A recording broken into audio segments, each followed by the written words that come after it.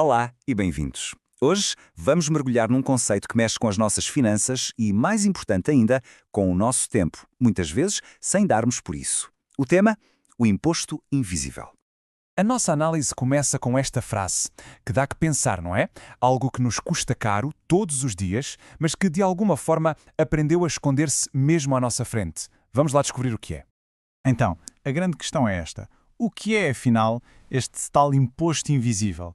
E atenção, não estamos a falar de uma taxa de governo. Não, é um custo que, na maior parte das vezes, somos nós que o impomos a nós mesmos. Vamos então aprofundar este conceito para perceber bem como é que ele se manifesta no nosso dia-a-dia.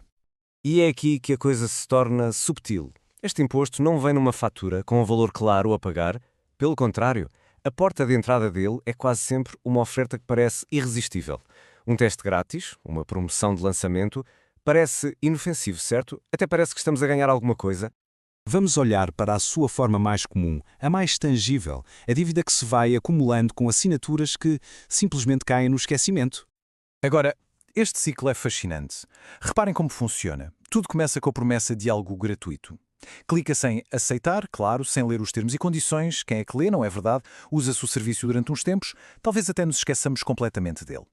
E de repente, meses depois, reparamos que estamos a pagar por algo que já nem sequer faz parte da nossa rotina.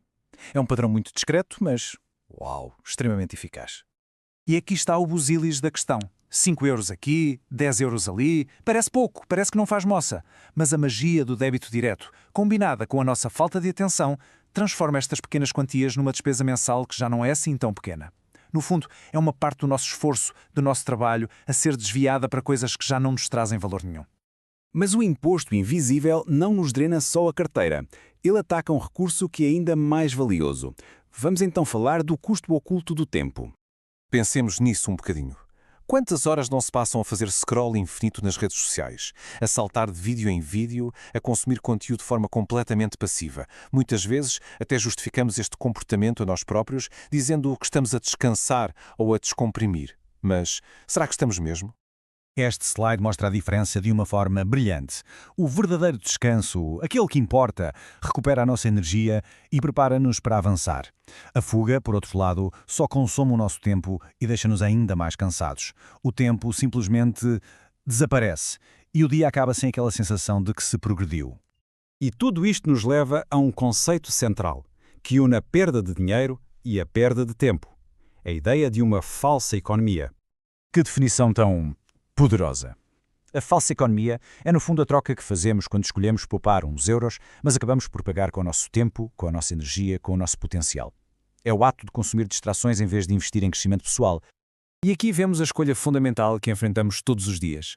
Podemos investir em atividades que nos fazem crescer, que constroem um futuro, ou podemos simplesmente consumir distrações que nos mantêm ocupados, mas não produtivos. Por estar ocupado não é de todo a mesma coisa que ser produtivo. E este conceito vai muito para além das assinaturas e do tempo. Pensem na opção pelo produto mais barato que, pouco depois, avaria. Ou naquele serviço limitado que, no fim de contas, não resolve o problema. Paga-se menos no imediato, é verdade, mas só para ter de pagar outra vez e muitas vezes mais no futuro. Ok, identificar o problema é o primeiro passo e o mais importante. Agora, vamos ver como é que se pode começar a recuperar o controle sobre estes impostos invisíveis. O ponto fundamental é este. A solução não é uma austeridade cega, em que se corta tudo o que é despesa. Trata-se de uma mudança de mentalidade. É sobre fazer escolhas conscientes, intencionais e alinhar os gastos e o tempo com aquilo a que realmente se dá valor. Cada assinatura que se cancela, cada serviço inútil que se elimina, não deve ser visto como uma perda. É, na verdade, um ato de libertação. É recuperar uma parte dos nossos recursos para os podermos aplicar onde realmente importa.